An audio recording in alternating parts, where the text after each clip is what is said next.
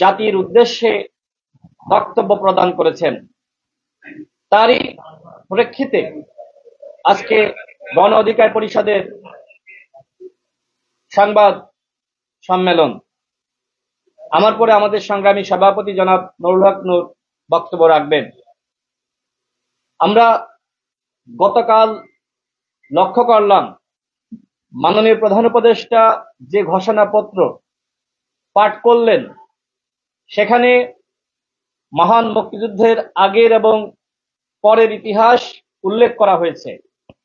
আমরা এইটাকে পজিটিভ ভাবে দেখছি, কিন্তু যে ঘটনাকে কেন্দ্র করে বাংলাদেশে গণ অভ্যুত্থান সংঘটিত হয়েছে সেই প্রেক্ষাপট উল্লেখ করা হয়নি।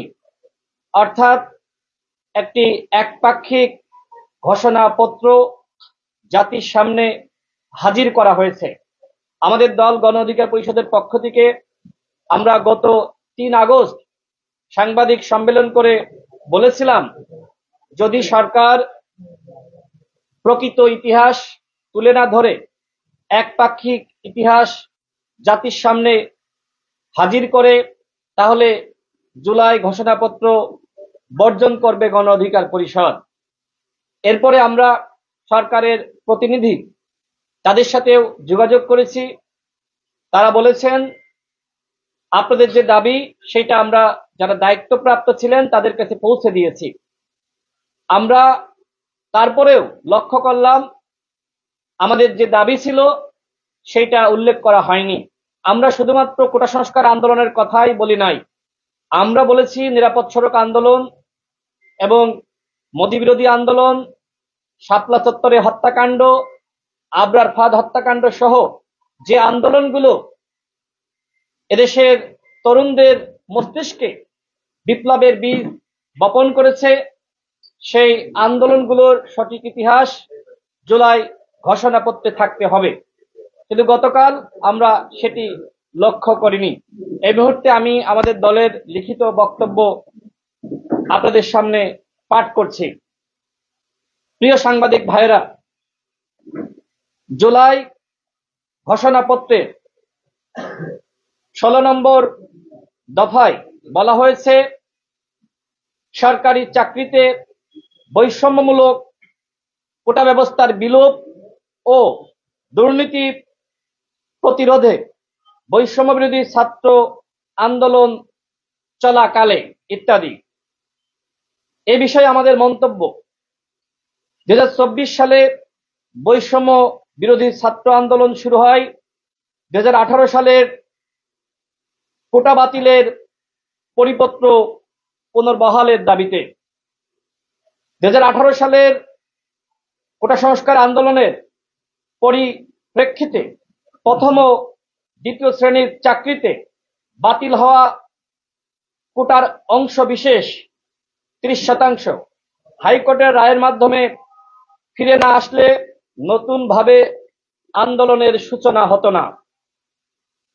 এখানে দুর্নীতি প্রতিরোধ বা অন্য কোনো দাবিতেও আন্দোলন শুরু হয়নি।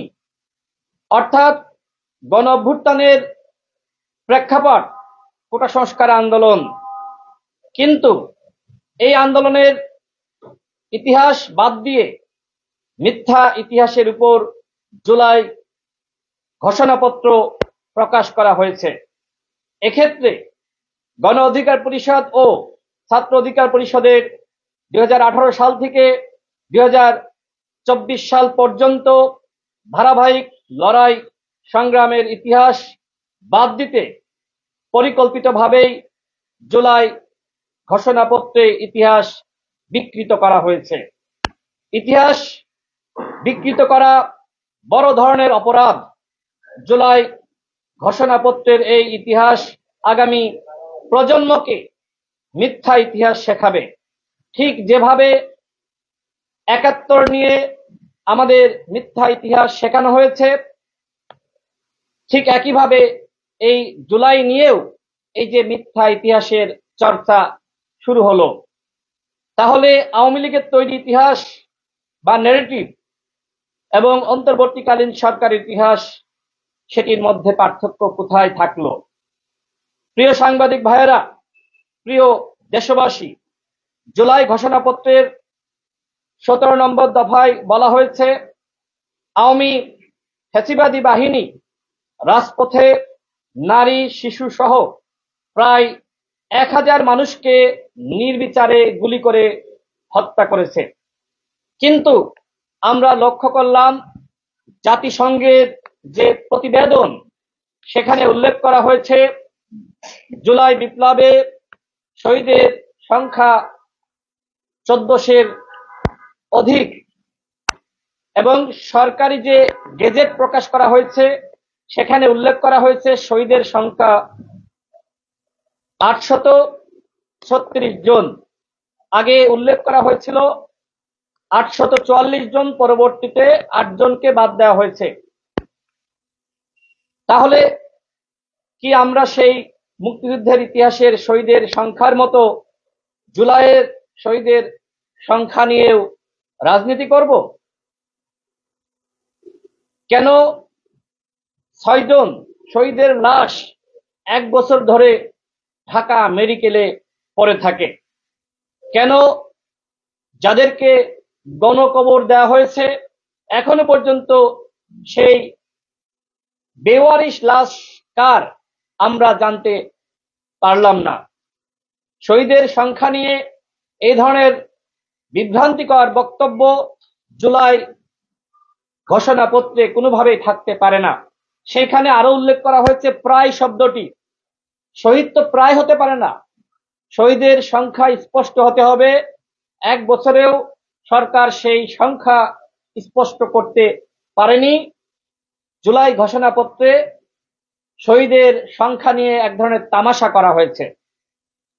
প্রিয় সাংবাদিক ভাইয়েরা, জুলাই ঘোষণাপত্রের 18 নম্বর দফায় বলা হয়েছে, গণভবনমুখী জনতার উত্তাল যাত্রার মুখে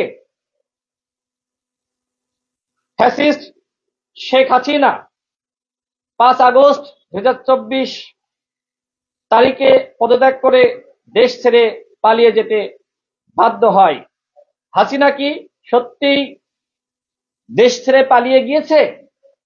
আজও আমরা জানি না কিভাবে হাসিনা ভারতে চলে গেল, কিন্তু সরকার উল্লেখ করেছে যে হাসিনা ভারতে পালিয়ে গেছে। কিন্তু আমরা সেই সময় শুনি নাই যে হাসিনা পালিয়ে গেছে, বরং নেগোসিয়েশনের মাধ্যমে হাসিনা দেশ ছেড়েছে। সে এত মানুষকে গুলি করে হত্যা করেছে, তার বিচারের জোরালো দাবি সবাই জানিয়ে আসছে। কিন্তু যে হাসিনার নির্দেশে এত প্রাণ হলো বলিদান, এত রক্ত, এত পঙ্গুত্ব, তার বিরুদ্ধে শুধুমাত্র রায় ঘোষণা করে দিলেই বিচার সম্পূর্ণ হয়ে যাবে না। হাসিনাকে যদি 100বার ফাঁসিতে ঝুলিয়ে শাস্তি দেওয়া হয়, তাও শাস্তির পরিমাণ কম হয়ে যাবে। প্রিয় সাংবাদিক ভাইয়েরা, জুলাই ঘোষণাপত্র থেকে নিরাপদ সড়ক আন্দোলন, ভ্যাট বিরোধী আন্দোলন, শাপলা চত্বরের হত্যাকাণ্ড, নরেন্দ্র মোদীর আগমন বিরোধী আন্দোলনে হত্যাকাণ্ড, পরিকল্পিতভাবে বিডিআর বিদ্রোহের নামে 57 জন সেনা অফিসারের হত্যাকাণ্ড, আবরার ফাহাদ হত্যাকাণ্ড ইত্যাদি স্থান পায়নি। এই আন্দোলনগুলো এই প্রজন্মের মস্তিষ্কে ও মনস্তত্ত্বে বিপ্লবের বীজ বপন করে ও তারুণ্যকে বিপ্লবের জন্য সম্পূর্ণভাবে প্রস্তুত করে। কিন্তু কেন ও কোন উদ্দেশ্যে তারুণ্যের এই সংগ্রামকে জুলাই ঘোষণাপত্রে অন্তর্ভুক্ত করা হলো না, সেই প্রশ্ন আমরা সরকারের কাছে রাখছি। আমরা সরকারকে বলতে চাই, জুলাই যে ঘোষণাপত্র আপনারা প্রকাশ করেছেন, অবশ্যই অন্যান্য দলেরও দাবি আছে, আরো অনেক স্টেক হোল্ডারের দাবি আছে। সবার দাবির প্রেক্ষিতে সংযোজন করতে হবে। সংস্কার কোনো খারাপ শব্দ নয়। আপনারা যেটি প্রকাশ করেছেন আমরা বর্জন করছি না, কিন্তু আমরা আহ্বান জানাচ্ছি আপনারা অবশ্যই এই জুলাই ঘোষণাপত্রের সংশোধন করবেন।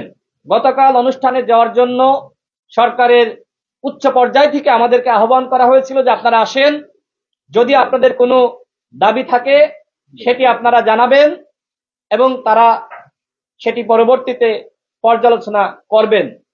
আমরা আজকে সরকারকে দাবি জানাচ্ছি, যদি জুলাই গণঅভ্যুত্থানের সঠিক ইতিহাস আপনারা মূল্যায়ন না করেন এবং একই সাথে জুলাই ঘোষণাপত্রে গণঅভ্যুত্থানের প্রেক্ষাপট 2018 সালের কোটা সংস্কার আন্দোলন সহ নিরাপদ সড়ক আন্দোলন এবং অন্যান্য আন্দোলনগুলো আপনারা তুলে না ধরেন, তাহলে গণ অধিকার পরিষদ এই জুলাই ঘোষণাপত্র বর্জন করতে বাধ্য হবে। আজকে আমরা করছি না, আমরা সরকারকে সময় দিচ্ছি, আমরা দেখতে চাই সরকার কি করেন। এবং একই সাথে আমরা গতকাল লক্ষ্য করলাম মাননীয় প্রধান উপদেষ্টা তিনি বিচার, সংস্কার এবং নির্বাচনের স্পষ্ট রোডম্যাপ ঘোষণা করেছেন। আমরা মাননীয় প্রধান উপদেষ্টাকে জাতির সামনে সুস্পষ্ট বক্তব্য দেওয়ার জন্য ধন্যবাদ জানাই। আমরা গত 1 বছর সরকারের অনেক বিষয়ে সমালোচনা করেছি, আবার প্রশংসাও করেছি। আমরা কখনোই বলি নাই আমরা এই সরকারের পতন চাই, এই সরকার ব্যর্থ হোক, আমরা কখনোই সেই প্রত্যাশা করি না। আমরা সরকারকে বলতে চাই আপনাদের হাতে আর যতটুকু সময় আছে আপনারা এই সময়ের মধ্যে ঐক্যমতের ভিত্তিতে প্রয়োজনীয় রাষ্ট্র সংস্কার করুন এবং একই সাথে বিচার বিভাগের স্বাধীনতা নিশ্চিত করার মাধ্যমে আপনারা বিচারের সঠিক গতিপথ নির্ধারণ করুন। এবং নির্বাচনের ব্যাপারে মাননীয় প্রধান উপদেষ্টা যে বক্তব্য দিয়েছেন, আমরা মনে করি তার এই বক্তব্যের মাধ্যমে 1-11 সৃষ্টির যে ধোঁয়া তোলা হচ্ছিল, জনগণকে ভয় দেখানোর যে চক্রান্ত করা হচ্ছিল, সেই ভয় দূর হয়ে গেছে। বিচার, সংস্কার এবং নির্বাচনের এই সুস্পষ্ট রোডম্যাপ ঘোষণার মাধ্যমে এ বিষয়ে আমরা সরকারকে ধন্যবাদ জানাচ্ছি। এ পর্যায়ে আমার বক্তব্য শেষ।